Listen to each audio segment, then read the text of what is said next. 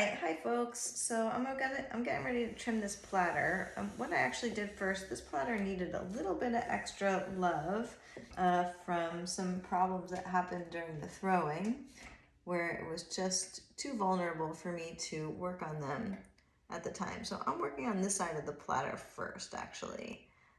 I don't want to get it, this one had enough work. It's one thing if it just needs a little wipe down, then usually I do the back first. But this one actually had some actual like trimming I needed to do here in the curve. So I'm going to see if I can get most of this stuff out now. I just did that while another video was uploading. I was like, okay, I can't wait forever for this video to upload. I got stuff to do. Okay, so anyway, it's a little bit of a mess right now, but let's see if I can shake some of that out. Just gently hold it by the rim. I did kind of make a mess. Let me see if I can clean it up with the magic rib. Where'd you go, magic rib? Aha. Okay, see if I can kind of gather all this mess up. Sometimes I just leave it for later, you know, the crumbs. But now I'm gonna turn this over and put it onto the bat, and I just don't want any of that stuff to kind of, you know, become embedded in the plate because of the pressure from when it's upside down. This platter is so big it's going to extend past the edge, so the rim of the platter won't sit on the foam bat. It's going to go past it. Okay, let's see here. What do we have? Just trying to clean up at least some of these crumbs. Okay, and shake off what I can, and then we're just going to call that good. I want this swirl to be really nice too. There we go. Okay.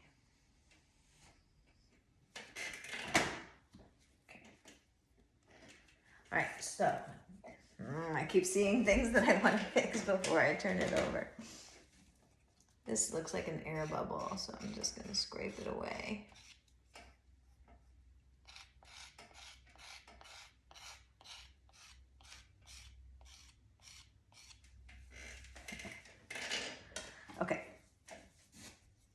Okay, gently, fingers on the rim, flip it over, and there we go.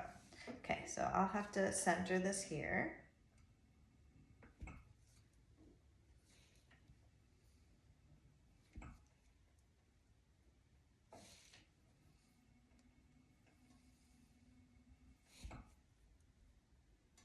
There's kind of a couple of planes that this gets centered in. One is the tip, like the rotation. This is fine. And then the other is where it is on the bat. Right now it's good. But sometimes think about that, you know, that you could wind up centering it one way but not the other. So you have to center both of those ways. Flatness and off-centeredness. Okay, so same thing with everything. I mean, this one, I don't really need to show you this again because I just showed with the split rim platter trimming a foot, but I didn't go through this part, so let's just say this is this part.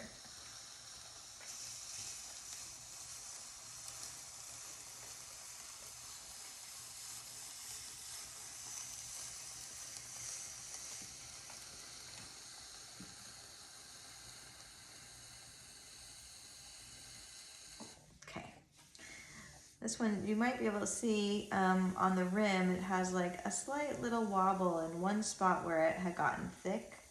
The rim had gotten thick. And if the platter had been more stable at the time, I would have altered it.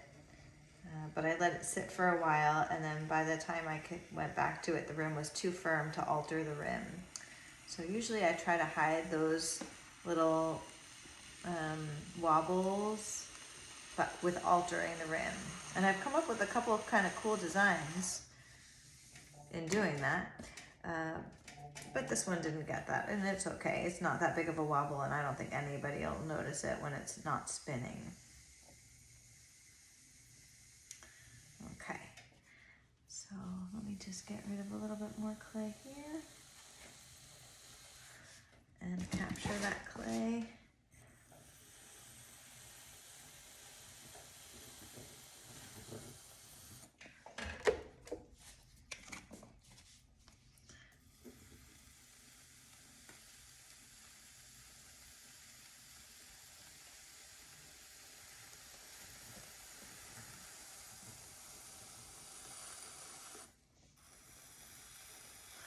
This platter has like a unique, it's kind of almost like it has like a bowl and then the ribbed rim. So I'm going to try to kind of reflect that in my trimming where there's this, and then it translates into the rim. I think that I'm remembering that correctly.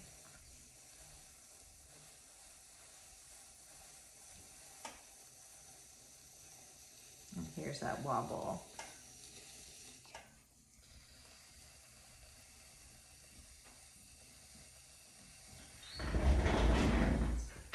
Hi. Hey. How's it going? Okay. Yeah? Very good. What were you doing? Plant stuff? Huh? Whatever I want.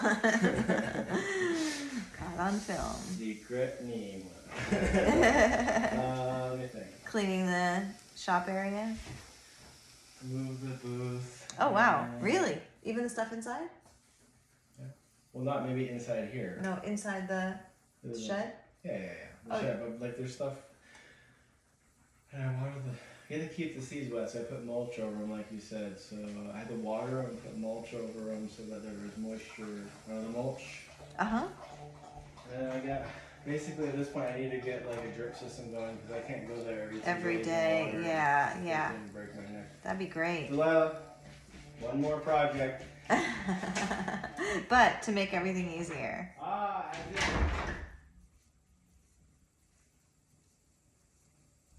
Hydrate, Amy, hydrate. Thanks, Neems. My water bottle is so far from me. So far away. There's a little air bubble in there. This was re-wedged clay from my original flopped rim platter. Always a little hazardous in my studio because I'm not a disciplined wedger. Just kind of deal with the consequences of not complete wedging. I call that type B.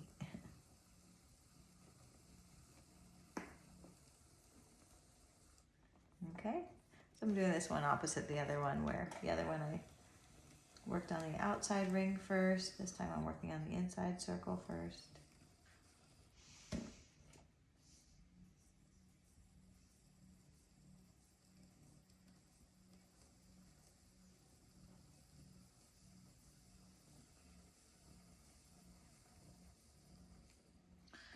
I'm always kind of learning and forgetting things, you know. It's like not like I make 20 platters at a time, so I have to do all my learning in 3 platters or 5 platters, and then whatever I learn, hopefully next time I'm making platters, I relearn a little faster. Maybe I take notes and maybe I read those notes before I make the next round of platters. That's a big maybe. Maybe I make a video and then I don't ever return to it. But there's a lot to be said for just body memory.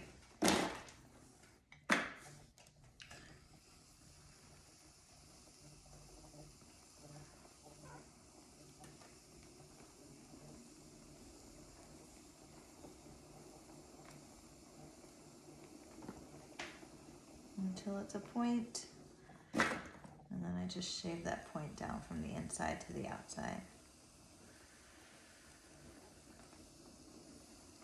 Flatten it all out.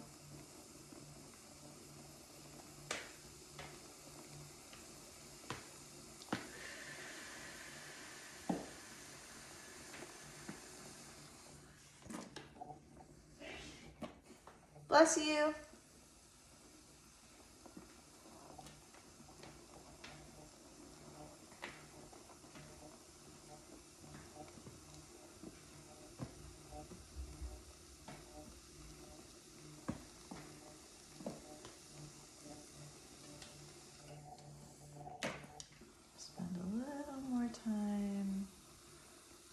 outside edge.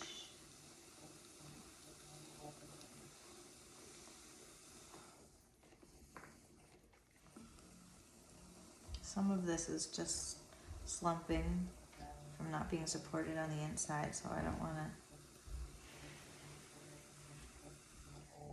to overdo it. Okay, I think we're there.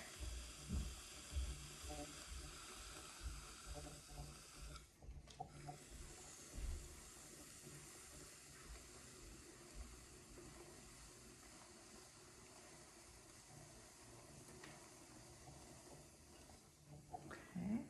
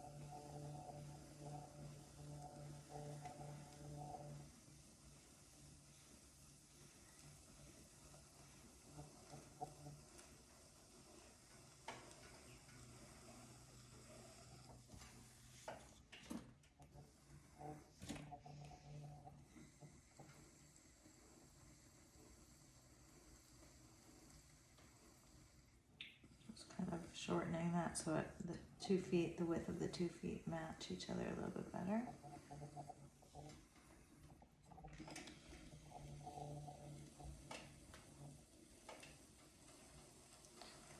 This is like watching paint dry, I'm sure.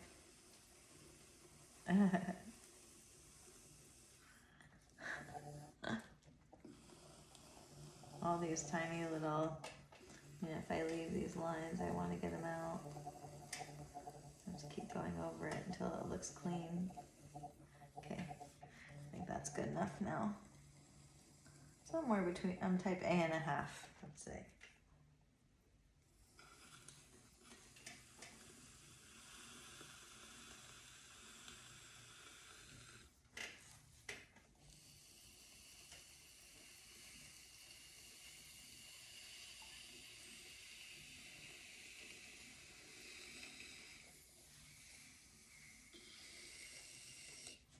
Okay, finally.